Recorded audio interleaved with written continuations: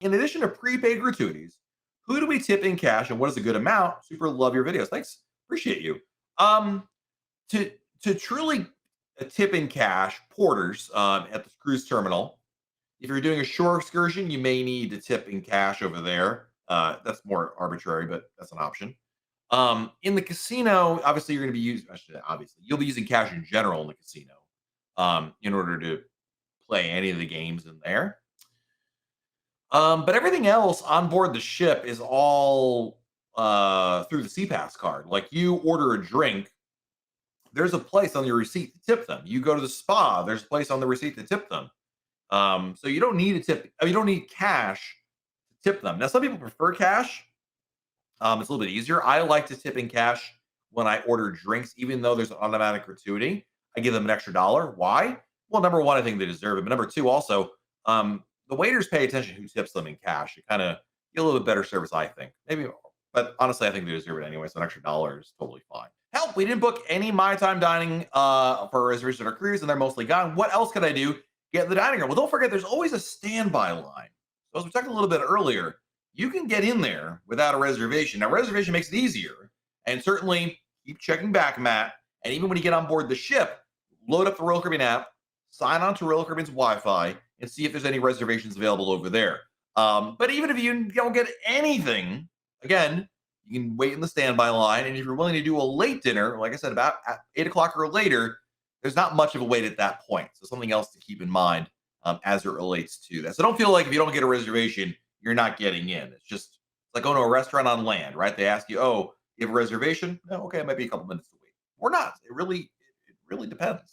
Is it best to pack your wine in your check-in luggage? No, definitely carry it on. There's two reasons why you don't want to put wine in your carry-on luggage. Number one, it could break because you've seen people throw your luggage around, right? Number two, I would argue even more importantly, when Royal Caribbean scans your luggage through the X-ray machine behind the scenes, they're going to see a bottle. And they can't tell if it's liquor or if it's wine. So they flag the luggage and they hold it back. It's going to delay your luggage. So yeah, definitely don't do that. I've ever been to Bermuda, and if so, how was it? I have, and it is amazing. I last went to Bermuda in 2019 on Anthem of the Seas, and Bermuda is beautiful. It's I don't know, it's different than the Caribbean. I don't know how else better to describe it, but it's really pretty. It's a People are very welcoming on Bermuda. It's a great place to visit. If I wanted to put a down payment for a cruise in 24, what is the payoff process? Every other month, or is there an added fee? Good question, Todd. So when you pay for a cruise, you put a deposit down. If you booked a 24 cruise, you put a deposit down now. You have between now and final payment date, which is going to be 90 days before your cruise, Todd, to pay it off. You can make payments along the way. You can pay it all off on the last day. It's up to you. But you have to pay it all off sometime between now and that final payment date. Some people will go to the point of, they'll make periodic payments. They'll, call Royal Caribbean or the travel agent, like, hey, can you charge me $100, $500, $1,000, right?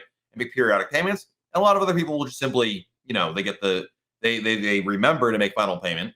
That's on you, don't forget. And they make the final payment in one lump sum. But it's up to you. If you don't do anything, then Royal will expect it at the latest by the final payment date. One key word of advice, as I said, it is up to you to make final payment.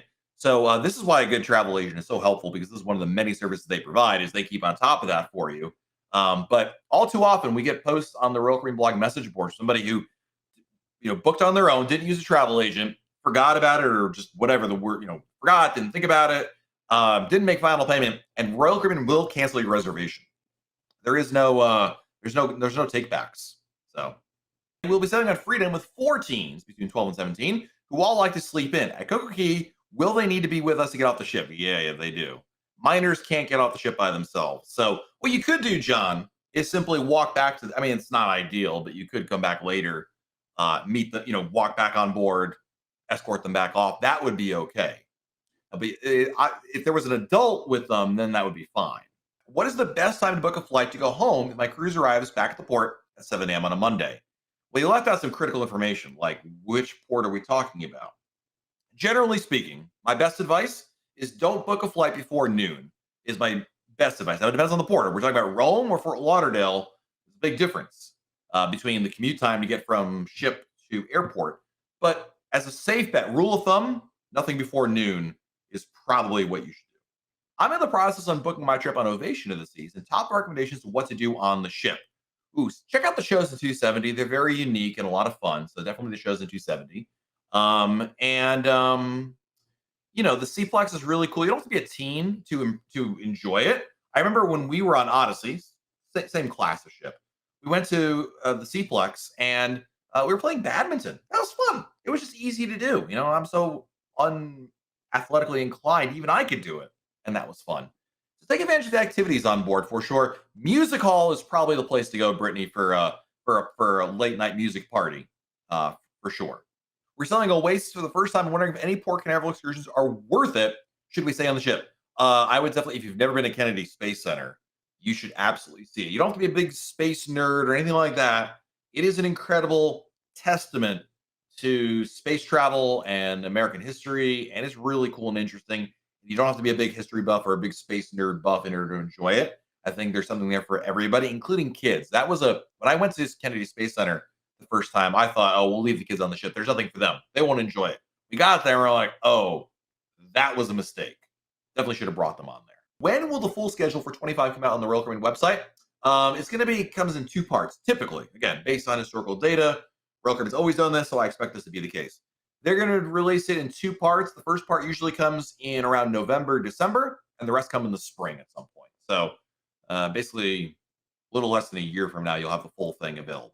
I hear conflicting information about outlets. I've seen some take a corded power, not surge trip to the carry-on, while others say anything corded will be taken. What's your experience?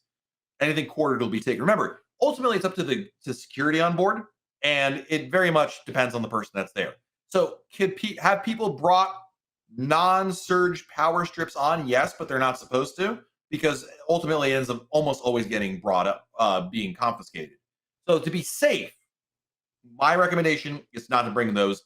Bring like a USB hub, something you plug in. There's no cord, and that works just better. I'm telling you this, that the chances of that being confiscated are minuscule compared to a not even a non-surge power protector. They don't care to sit there and examine it and verify it is surge or not. If it looks like it, smells like it, looks like it, they're not even going to bother, and they could confiscate it. So it's just not worth the risk, quite frankly. Would you know why the prices listed under the spa services are different when you go to reserve a spot? That's because that's the starting price, Amy. So, as an example, what I mean by this is the price you see listed is the price that it is available if you select the day and time it works for. As an example, almost always embarkation day is usually when they offer it, which people don't want to do. So that's the time. And then other days when there's higher demand, they raise the price. That's why. My kids get sick all the time. Is the medical clinic good and is it expensive? It is expensive. The medical clinic will not take any insurance. They don't care what you got. They're going to charge you cash money for anything that you do over there. Now, granted, if you have travel insurance, they can reimburse you for that, but just keep that in mind. You're going to be on the hook for it off the bat. The medical clinic is meant to triage problems. They can handle basic things, certainly. Your kid gets, the flu or sprains their ankle. They can handle that. They can handle most things, right? But it's really meant to just, get you on your way. It's not, don't confuse it with like a doctor's office.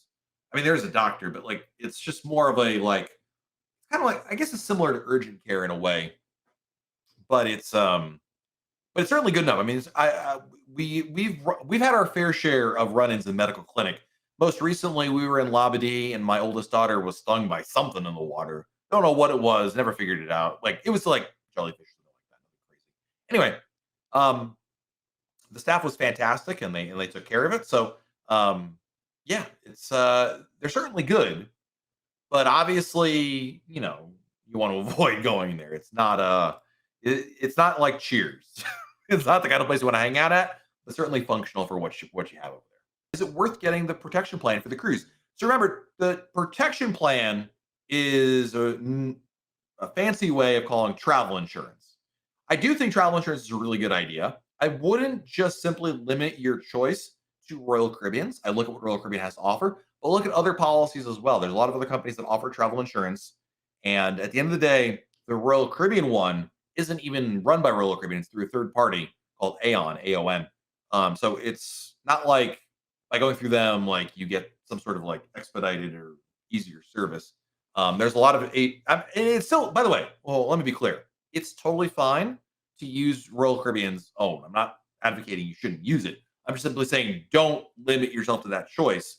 Look at all the travel insurance options that are out there and choose the right one for you, the right plan, because not all travel insurance plans are the same. But I generally do recommend it. It's good peace of mind. At the end of the day, Arso, so all all insurance is a waste of money until you actually need it, and then it's fantastic. Thank you to everybody for hanging out here. We'll be back again next Monday right here on YouTube. Until then, have a great week, everybody. Stay safe out there. Do something fun. We'll talk again very soon right here on YouTube. Good night, everybody.